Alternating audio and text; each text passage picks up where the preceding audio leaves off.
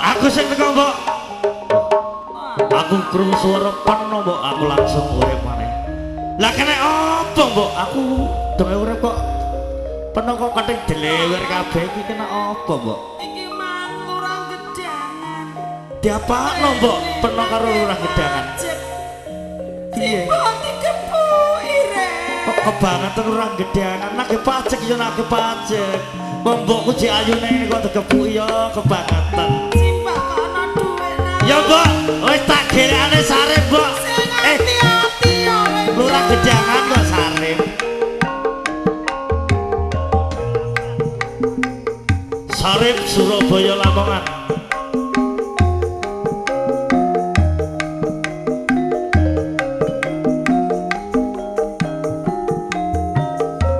Iya le, budale tak idoni kaya bang miline.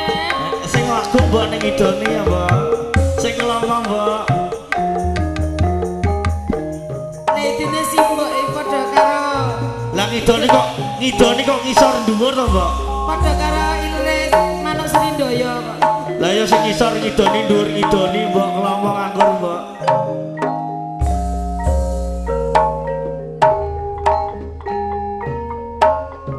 Iki cerita tinggalane jaman kuno nalikane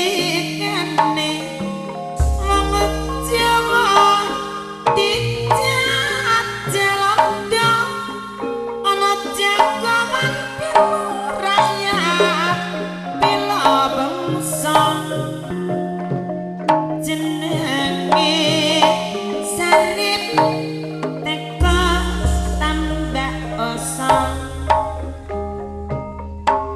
lurang gedangan kok tiati londo blangkonan ngantek londo tindake sak menang-menang nake pacet poe Sarip dikepuki Sarip ora trimo lurah gedangan dipateni Netan kali jagoane paiti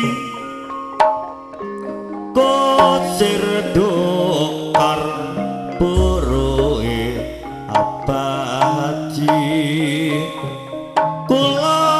kulon kali Sarip jagoan sakti musuh bebuyutan paiti disuduk gladi yen Sarip gaweane pancen aling ning asile diwene kita miskin aja ditiru iki sandiwara lutruk nyaritake Sarip tambah osong oh iya oh iya kenang tinamen sama kaya piye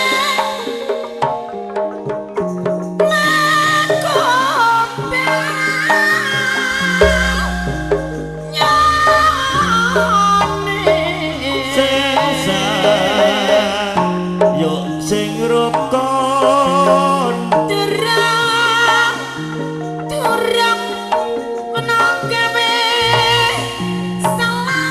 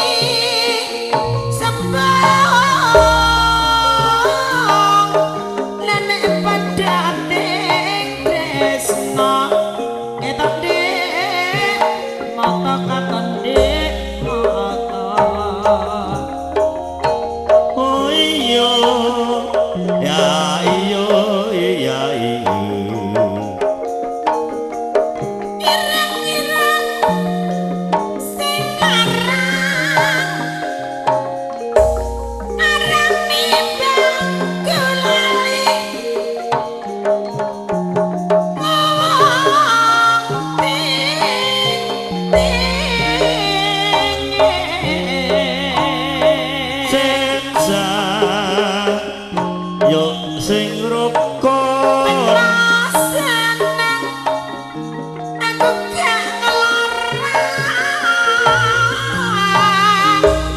pokok gak lali anak lan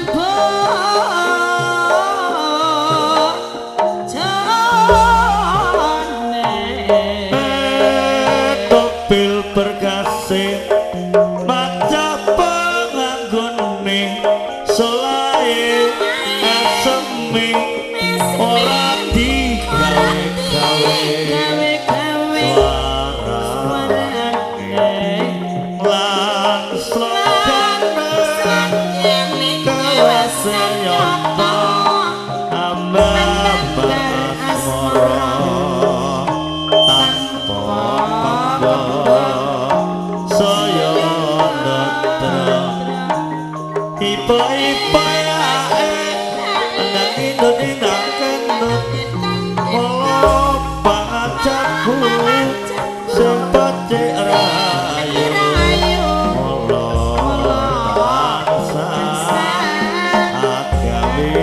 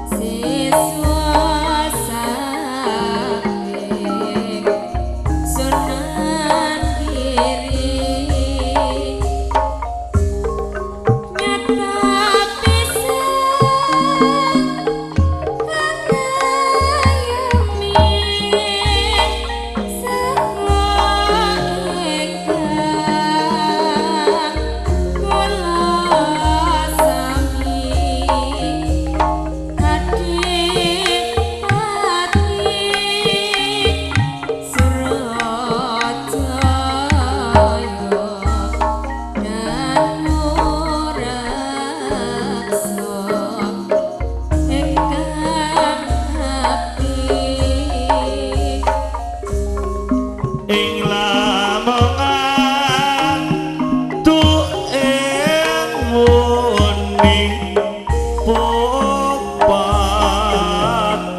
kang nomor siji bakla mokan Windy Sudo siswa